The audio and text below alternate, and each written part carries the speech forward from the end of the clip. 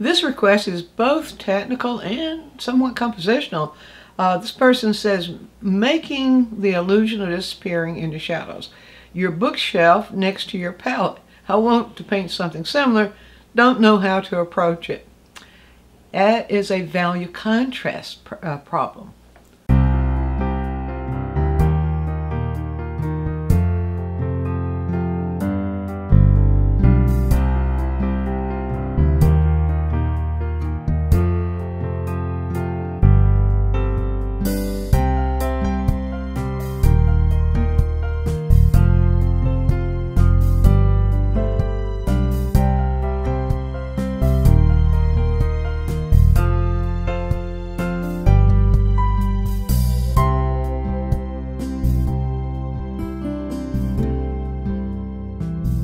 All right, this is what the viewer is asking about. You see my little top bookshelf back there.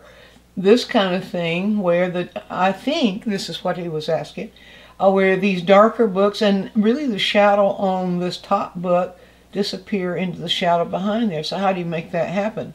Well, this goes to the question of when you have something like that, you got to go one step, or at least maybe two steps, beyond what it is. Books in the shadow. That doesn't tell you anything. And you know, that's the sermon I keep preaching, from quick tip to quick tip, how to look at something so that you know what to do. And when we learn how to observe, or learn what we're looking at in terms of visual language, that sort of tells us what we need to do. So what are we seeing in terms of visual language? We see something that's very dark in value. That's the value part. Very dark in value here, here, and here.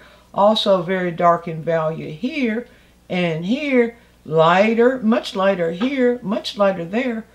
But then we see that this is not only dark in value, but we've got some close value contrast. A little bit darker here than here. And all that plays the role in creating that illusion that the person was asking for. So I'm going to do just a very brief little demonstration for it, kind of talk you through how we think about this and how we make decisions about interpreting that kind of an illusion. So to start with, this is the area. We won't consider the top of the book cache here, but this is sort of the area right here, well, right in here, that includes that shadow merging in, or books merging into shadow, shadow merging into shadow, and even this part, that's still shadow merging into shadow.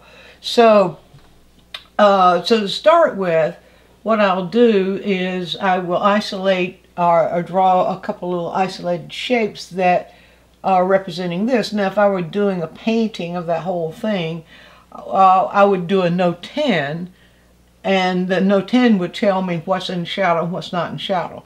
But I'm going to bypass that here, and I'm just going to indicate here, let's see, just for the sake of showing you how to think about this. This book, well, let's see, it's got more of almost a little angle on it there, and then it sort of goes back like that. That's in shadow, that portion right there.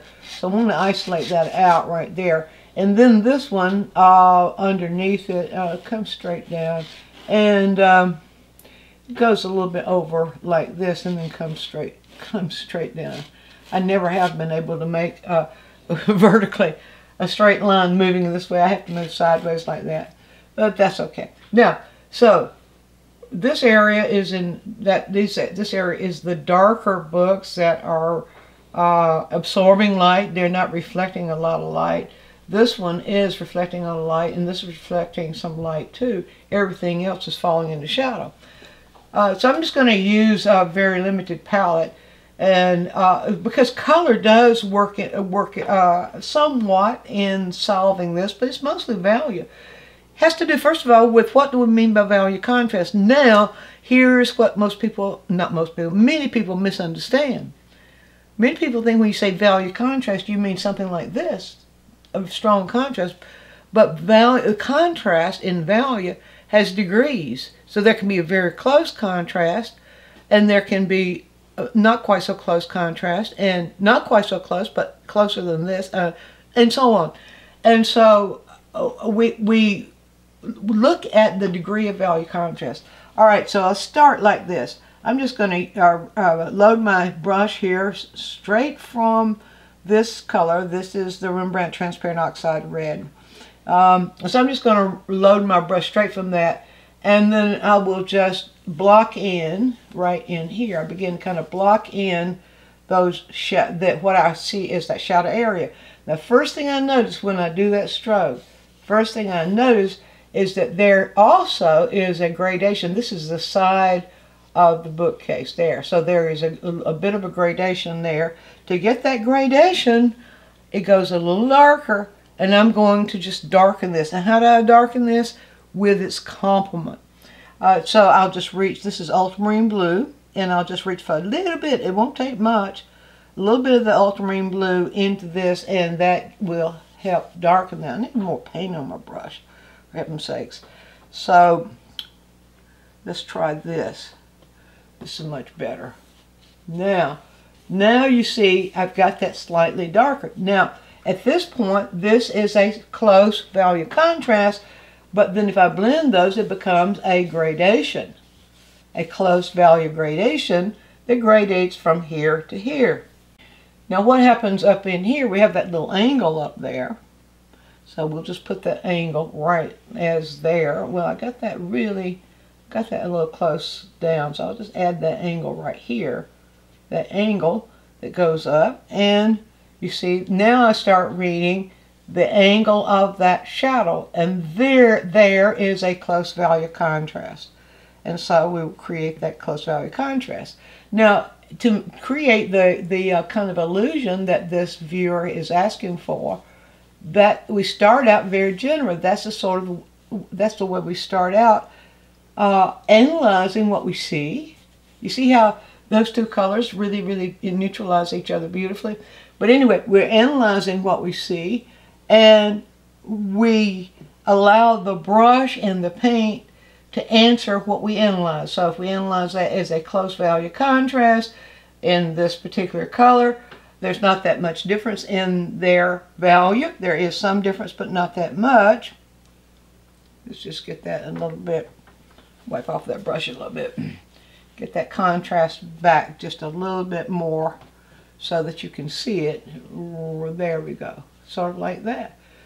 And so it's very close, but it's still contrast. Now we'll carry that across, and now I would proceed here now, defining every value according to this, what I've already created. So this is very dark as it goes across, and I'm not going to go out here or whatever. I'm just going to do a little very brief little block in here to show you how to work on that. Now you see this goes out to about, well, actually it goes out, yeah, it goes out to about the end of that book.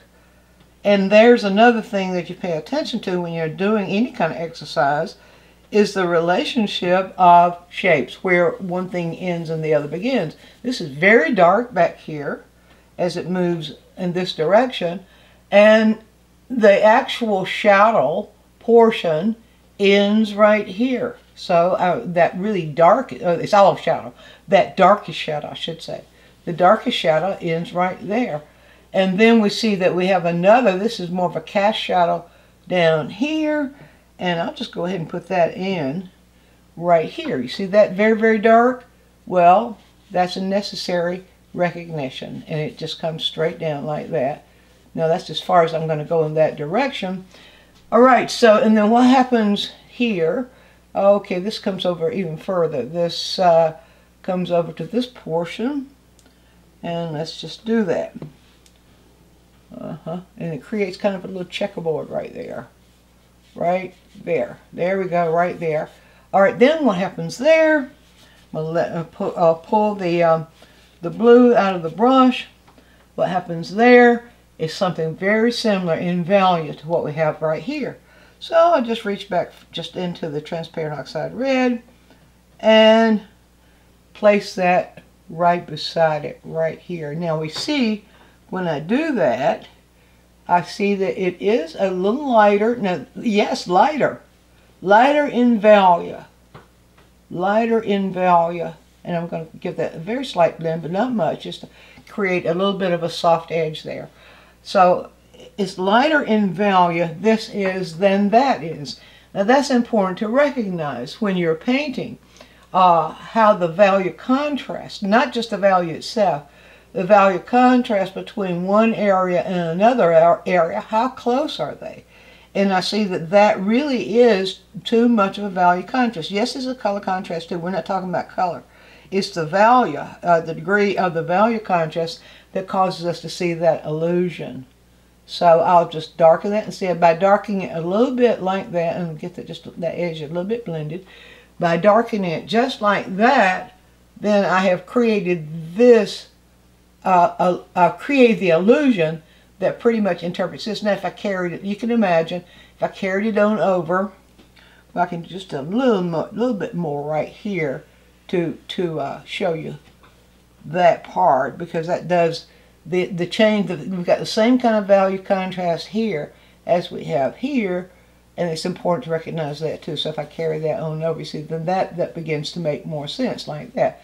And soften that edge just a little bit. Now, what about this value? Now this is where the values here start merging into the background values there. Shadow, or you might call it image merging into shadow. Now this, what I don't call that a book, I call that by its value. This value is very close to this value, and that is part of what's going to enable it to merge. So that's exactly what I do. Read the value, how close is it, and interpret it. Just put it there. So as I'm coming down in here, I'm getting right under here now, and I'm seeing that the book next to it is much lighter. It's reflecting much more light, and so I'll indicate that. And then I'm seeing that this book ends about right here, Now that tells me then that that's the value and the color, but let's just talk about value. That's pretty much the same thing that's going on here. It's all we see in that photograph. And so then we just go ahead and put that in. And of course you got to have enough paint. But it needs to stay in this value range. There we go, right there. That's pretty much it right there. And I'm noticing right here a little bit of a different value. It's a different color, but it's just a slightly, not even a degree lighter, slightly lighter. And so what I'll do there is I'll just scumble that in by adding that color. Let's pull this out of the brush. That's important too, controlling what's in the brush. I'll just pick up some of this, and let's look at what happens if I just do that. You see there? It doesn't take much, maybe a little bit more than that. We might could have bare. I'll put that, where is it? Yeah, about right here, about right there. We might even enhance that a little bit. And the important thing is to keep it in the value range, not to overstate it. So I've got some, that seems to be having a little bit of red reflected in. I've got a little bit of cadmium red light here, so let's try mixing just a little bit of that. And that too lightens it. Not much, just a little bit. And that's going to lighten it a little bit more right here. See there? Just not very much. Almost, I like this streak there. And that pretty much, it's a little bit stronger, but that kind of reflects the streak I see there. Now you can see that we've got this book, this, merging into that. And now I'm going to put just a little bit more. I'm not going to go ahead, because we would do that same process. If we're coming to this book, we do the same process there. We compare the value. Well, let's do that when, I don't want to make this quick trip too long, because I know that there's some of you who would just click right out if it's too long. I'm going to add just a tiny bit of white to that, because this feels a little lighter, but it's not going redder. It's leaning a little bit more towards a lighter version of this. And so I'm going to add just a tiny bit of white. Now you can, yes, add just a little bit of white, and we get a little bit of a value difference. And there, I got too much value difference. So if you got too much, you just add more dark back into it. And let's see here. Now let's see what that will do. Is that too much? All right, now I'm going to push that right up to the edge. Just that much right there. And now don't come down any further. Just that much right there. Right up to the edge. Now let's see. Have I got that the right... it needs to be a little bit darker on this side, a little bit darker on this side, and a little bit lighter on that side. That kind of observation tells you too what you need to do. All right, so I'll just get a little bit darker on this side right here, and maybe a little bit darker than that right there. We go, just a little bit. See, all these things count. And then a tiny bit lighter, that's reflecting more light on the corner there, just a tiny bit lighter. That's usually where people get stumped, just how much lighter.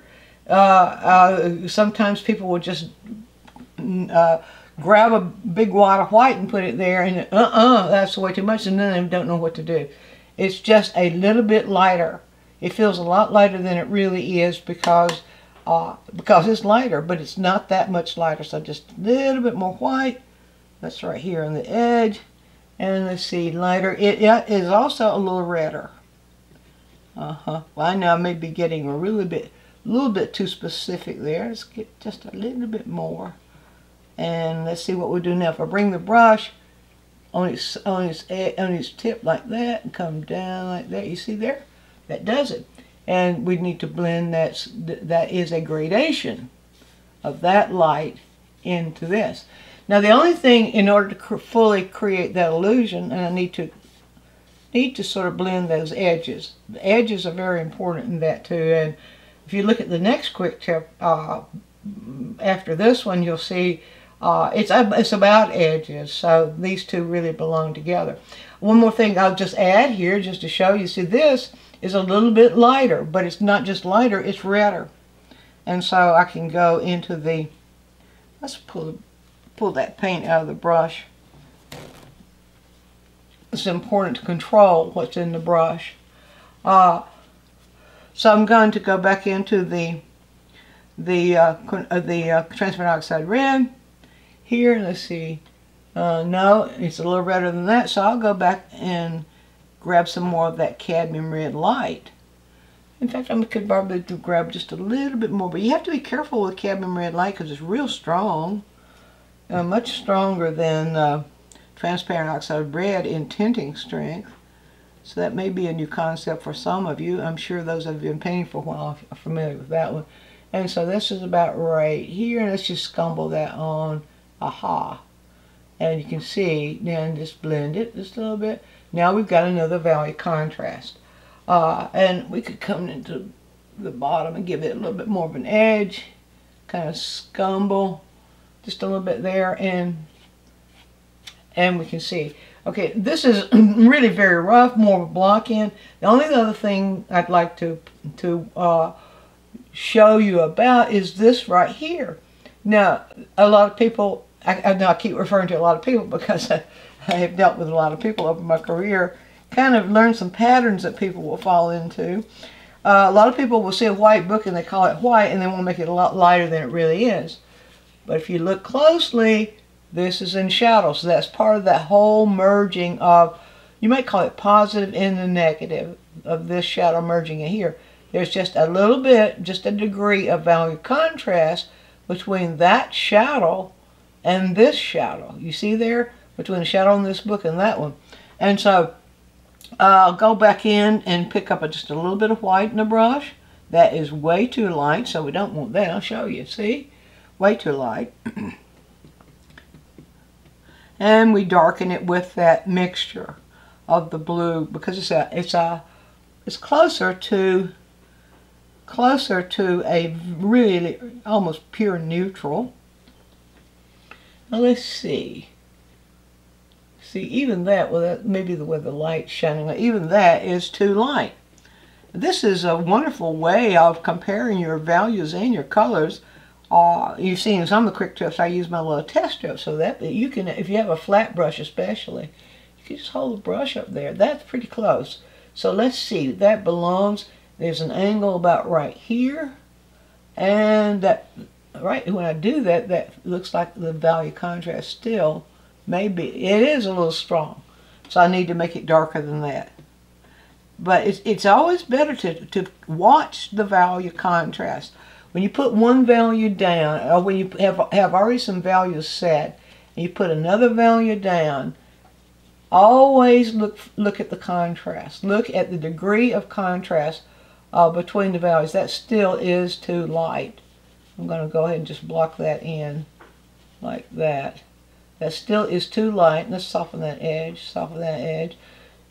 And if I squint at it, it's still too light. Well, it's lighter than I'm seeing in the photograph, and I can't really see the same kind of shadow when I look back at the books themselves. So I had the little glass door open so that I could take the photo clearly, but that go a little darker. That right there would go a little darker. And I could just continue to kind of scumble a darker, there we go. That's much closer. You see what a difference that makes. That's a much closer value. And even this value that is on this side is still darker than this. And I'll go ahead and interpret just that much. That doesn't have to do so much with the illusion of images merging into shadow. But it is a part of what we're seeing there. Okay, that's a little too dark. So I'm comparing the value. When I put a stroke in here, comparing this value with that. And I'm trying to see the same kind of relationship as I'm seeing right there. And so let's get it really good and mixed in the brush on both sides so we can have control. And let's just put it right next to that one and see. That's pretty close to the value we're looking at. Pretty close. The only thing that's missing is the blending, which we will do. But my practice is to put the block in first, or get the color in first, and then blend. And by blending, I like to pull the paint out of the brush. In this case, it's a very small little area, so I'll just use the corner of the brush and hold the brush relatively parallel and just move it back and forth in between those two areas, and I get that blend. See there? Now we've got a gradation. It gradually is changing from this value into that value, so we have a really, really soft edge there that is getting very close to a gradation. Is gradating one edge into the other. Now, if I continued, I would continue in that same vein all the way through, where I am comparing values as I build them. It's better to build them generally with what we call block in first, and then to refine, make adjustments after the block in is in. So let's see, I see right here is where another area where I need to do a little bit of blending. So I could continue to do this on and on. But see, it's the process of thinking. Identify the value. Identify one value, and usually the darkest value is a better one to identify. Identify the value that's next to it as to how much lighter or darker than it is. And if you've identified the darkest value first, then you're looking for one slightly lighter. And go watch very closely how those values change in your brush before you hit the canvas. Little process there that you can take yourself through, do some practice work with. I think you'll find it makes it much easier creating that illusion of things moving into a shadowed area. Be sure to view all of our quick tips. And while you're doing so, subscribe to the channel, click on the bell so you'll always get a notice when we produce a new quick tip, which is every week. And if you have a question, leave it in the comments section and we'll make a quick tip for you. Also, take a trip over to DianeMize.com where I have full-length lessons, downloads, DVDs, lots of other stuff there, some free stuff for you. And while you're there, you can subscribe to the newsletter, and that way you'll always be informed every time we do something new.